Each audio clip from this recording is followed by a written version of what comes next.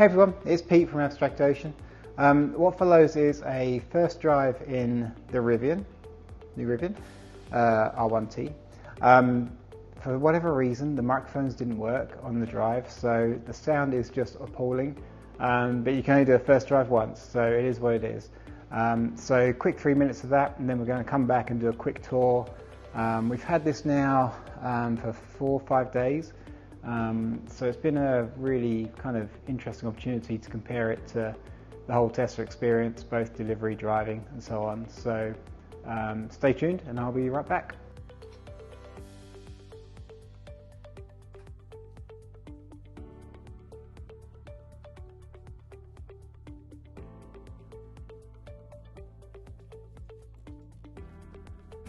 When did we start recording? Whenever you want. Only are now. Oh, okay. That's fun.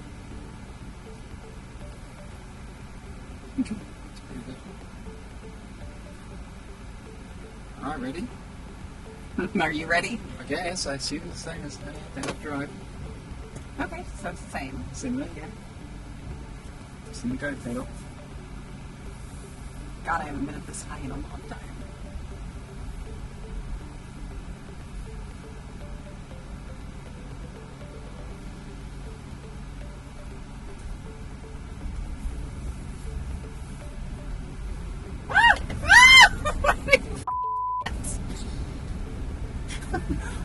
Why? I wasn't prepared for that.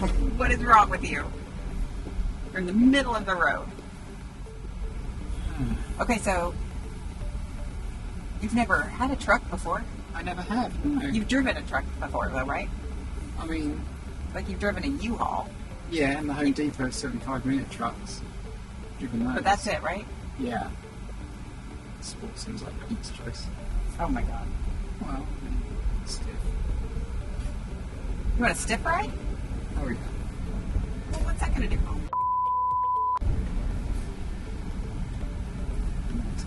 Finally, a car with some in it, so. I know, right? They got the orange. The little yellow, I know. Yellow now. All right, where's the bars setting?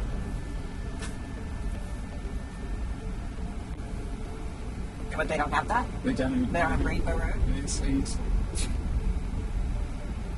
Obviously, can't work with this.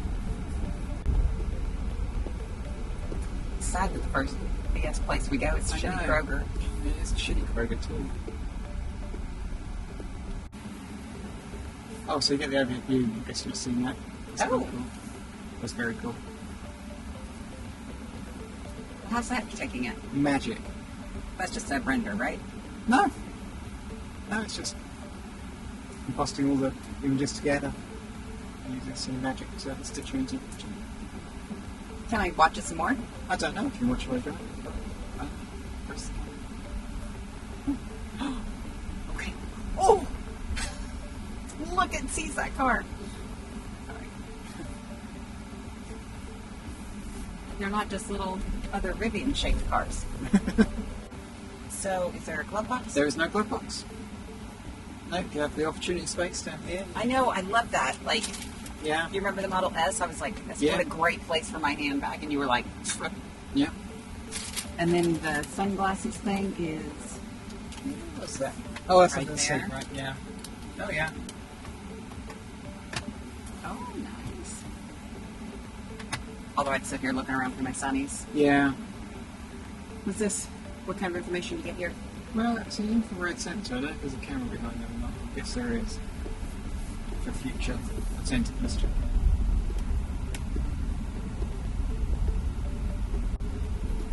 These look like USB-C up here. They are.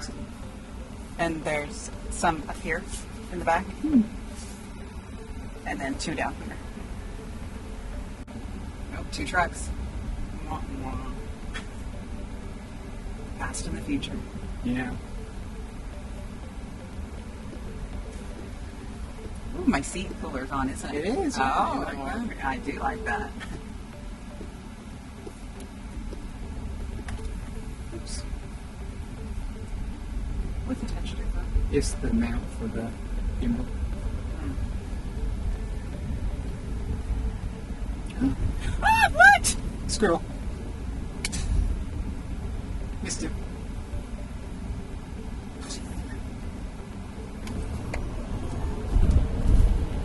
Supposed to go. Incorrect hair clip for that maneuver. Alright, so here we are.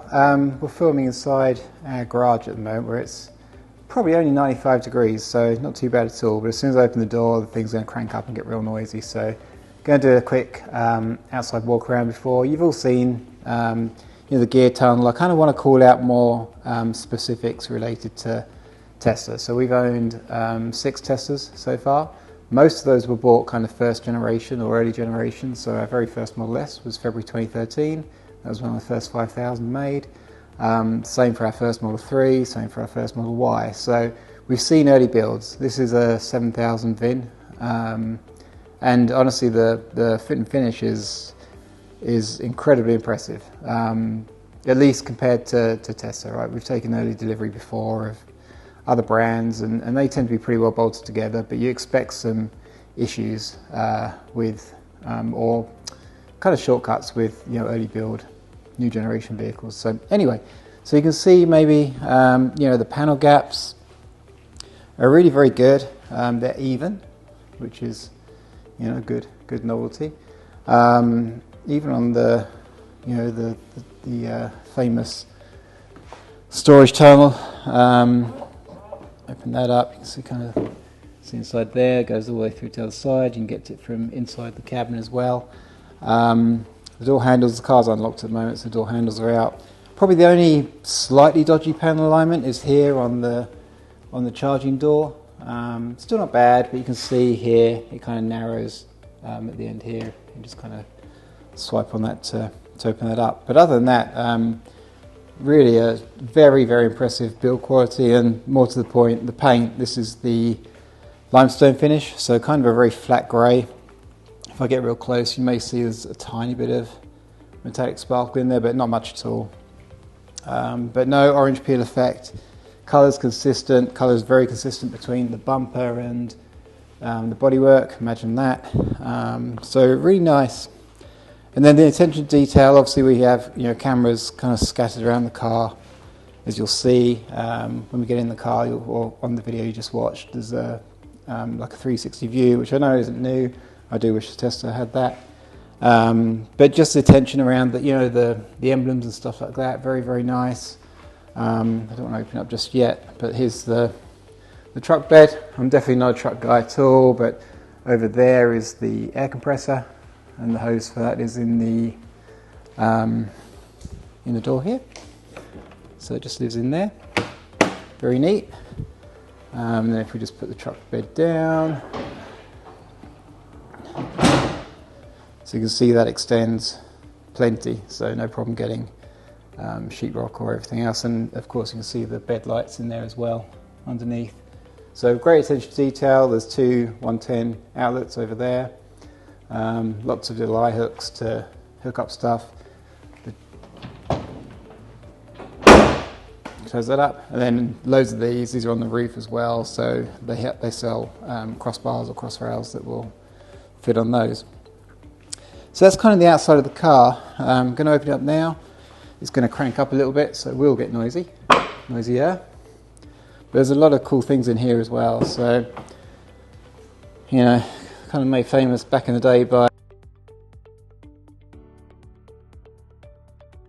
in the door, which is very neat, very clever.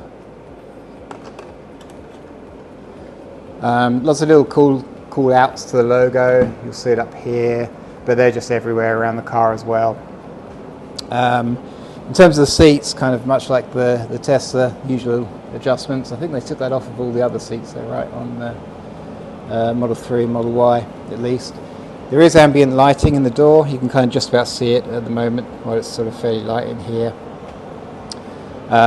Meridian sound system, which is good. I wouldn't say it's amazing. When it's cranked up loud, you do get some rattle from the trim.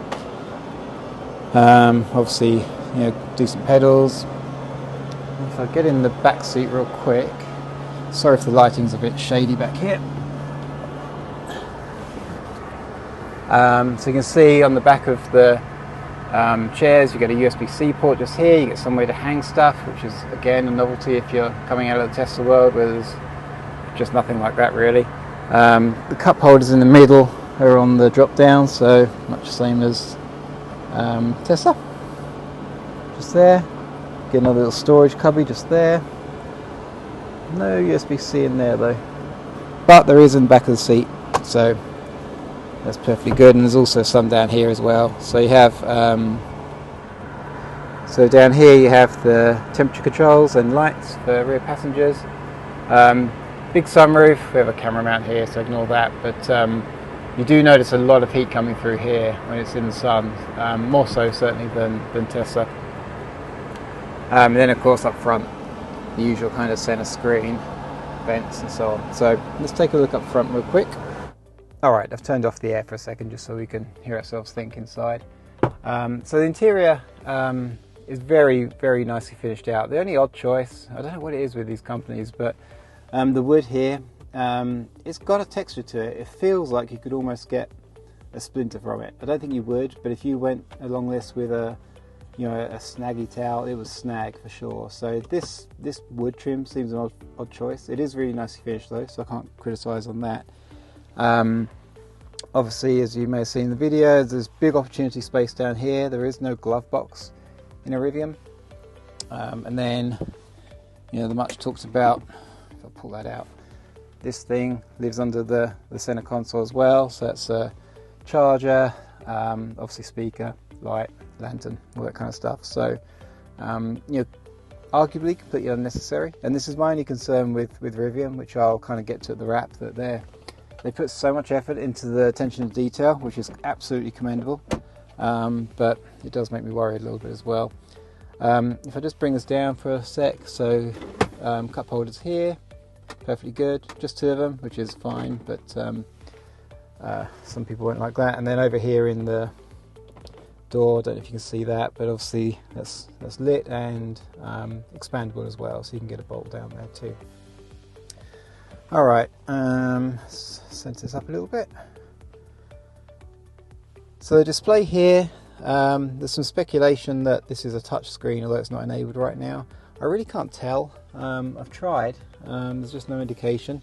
But other than that, everything is very sort of Tesla-esque, because I've said to a few people that have taken a look around this now, there's Tesla DNA running through this vehicle. There's absolutely no question about it. A lot of the inspiration, just the drive system, it is everything from Tesla. But and I hate making analogies, but if Tesla is sort of the Apple, then if Tesla had a baby with REI, the outdoor store, this is what will come out, I think, because it's just it's a much more put together, capable machine versus the earlier generations of S, X of course, 3 and Y. Moving to the center screen, so here you can see the 360 view. We're in the garage, as I say, at the moment, so not doing much, but very neat. You can toggle the view. The cameras, I would say, are definitely not on a par with the Tesla cameras. I don't know what resolution these are running at, but certainly not the same as Tesla. The satellite view, kind of the same thing. Very easy, very snappy, navigates quickly. We're on wireless here, but obviously it has LTE as well. Music, so all the same things. It'll sync to, you can see I'm playing Ride the Lightning, the podcast, and then various kind of 3D sound options as well. I found this kind of quite, I'll always go for the biggest and best sound option I can.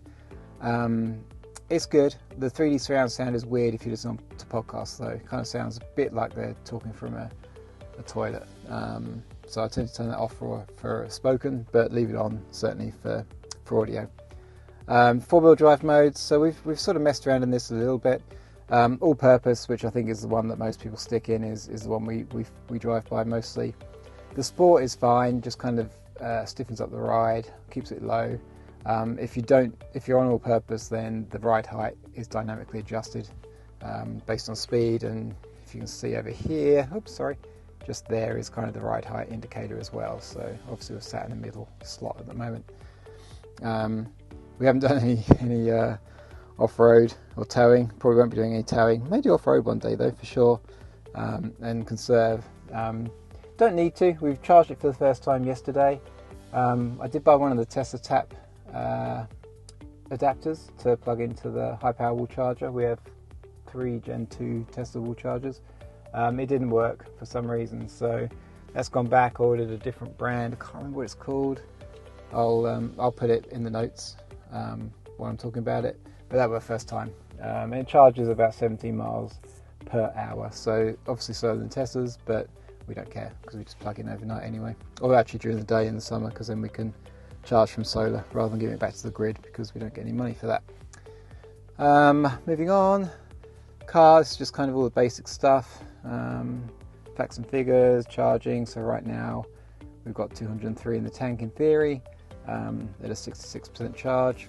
You can set your charging limits and so on, charging schedules. So that's all very sort of like Tesla. Lights and display, so obviously auto, whatever. Accent lighting as well.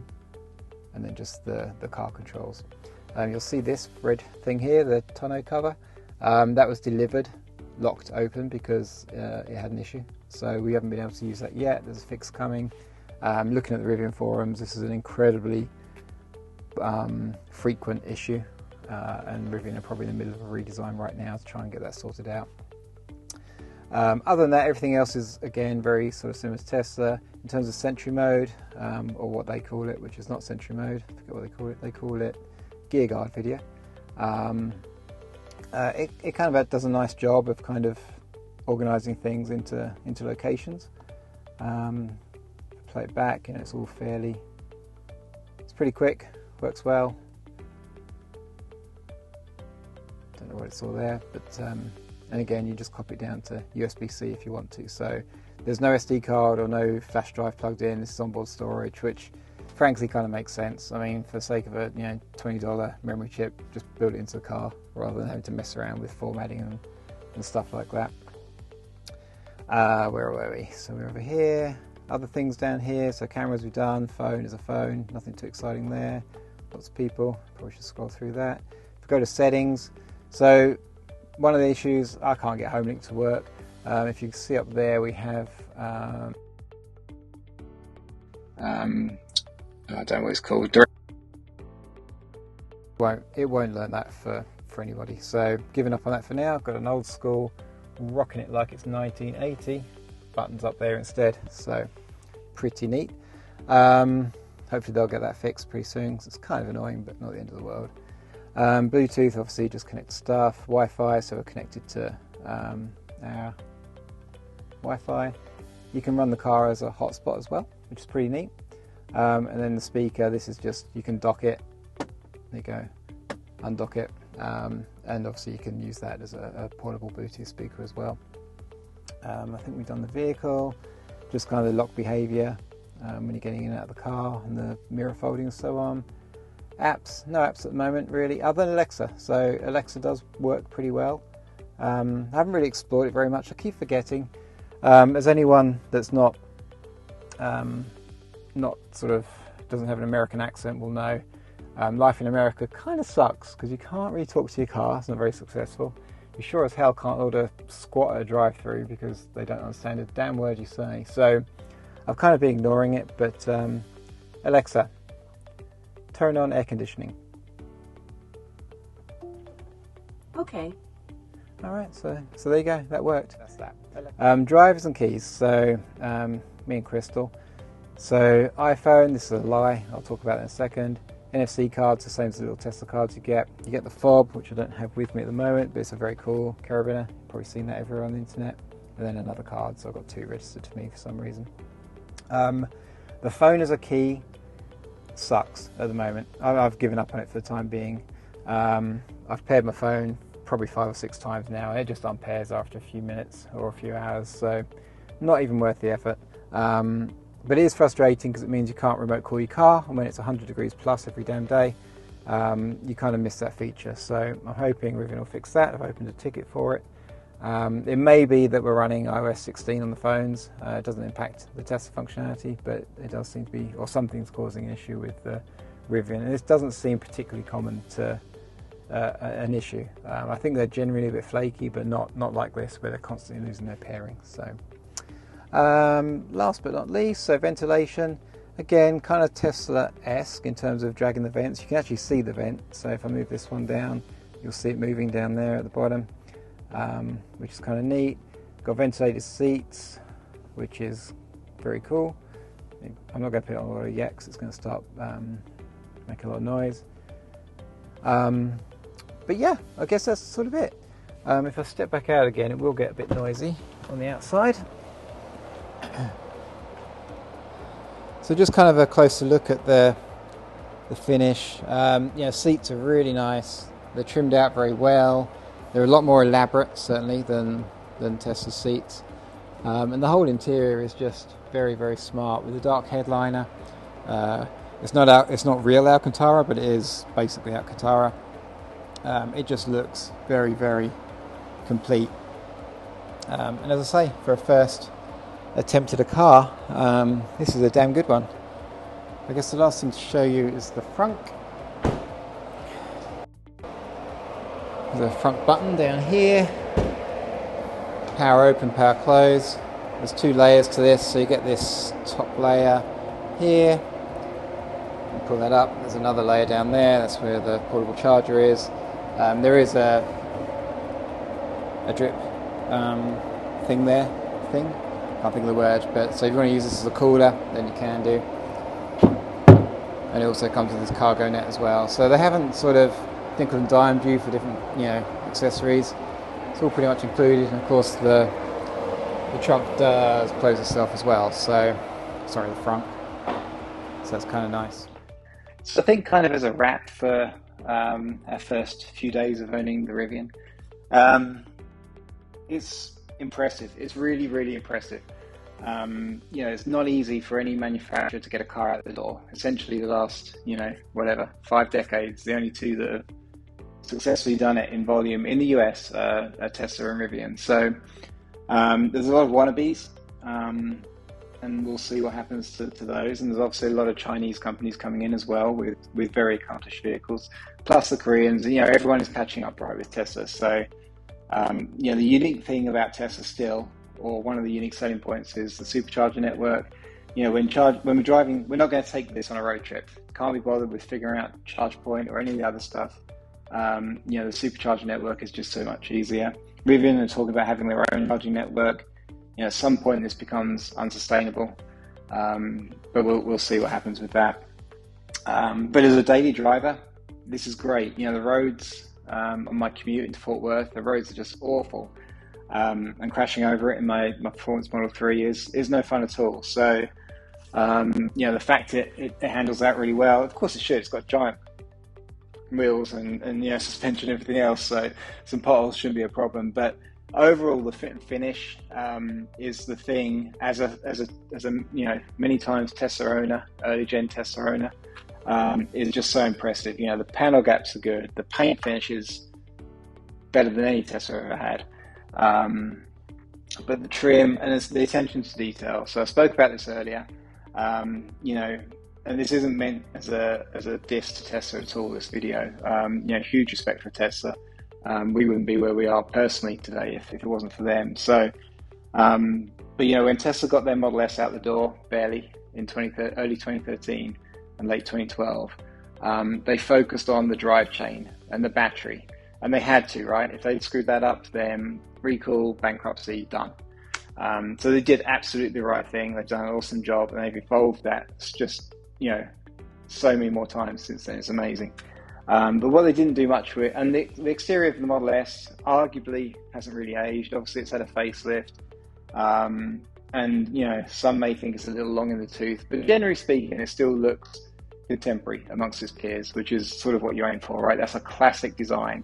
Genius as well, right? You don't want to have to press new metal, different metal every 4 to 7 years, like the legacy OEMs do. So the fact that Tesla managed to avoid that so far with S and X, and 3 and Y, although more complicated with those 2 cars, is commendable.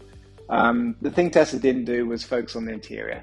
Elon was very honest about that in the early days.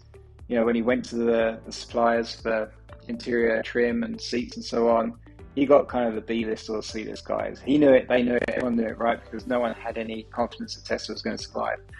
I don't know what Rivian did to kind of get up that chain. Maybe they're, at the time, the Amazon investment or something did them good, but there's nothing at all to indicate they've cheaped out on the build quality at all. It's very good, it's very tight. The interior is well designed. The attention to detail is still something that Tesla hasn't figured out. So on that front, it's very impressive. If you watch Sandy Munro's teardowns, under the skin, there's a lot of efficiencies to be had, right? Which is to be expected. They need to get stuff out the door, get some money coming in the door, and then they start to work on iterative designs. The outer surface doesn't change, it's just the way it's built on the inside and does. But it's just a very accomplished vehicle. We've had no issues at all other than Bluetooth key, which sucks, and HomeLink, doesn't even come on a Tesla, or at least a 3 or a Y, so take that for what it's worth. So definitely not the end of the world. As always, as you'd expect, there's going to be over-the-air updates, so I'm hoping the next update includes the ability to keep the air on. Again, talking from you in a roasting hot Texas at the moment, but it's pretty frustrating that because phone as a key doesn't work, for us at least, we need a way to keep the air on while we're just running into a grocery store or whatever. So definitely missed that on the Teslas. But other than that, it's very difficult to criticize this as a product. You would not know it's one of the first 7,000 something cars built by a manufacturer in the US. It's very good. So with that, I'm going to stop the video. Maybe we'll do another one in a few weeks' time. If there's any features you want us to focus on, let us know. We don't have anything for Rivian. We're just here as owners right now. But I'm sufficiently impressed that maybe that'll change at some point in the future. Thanks for watching.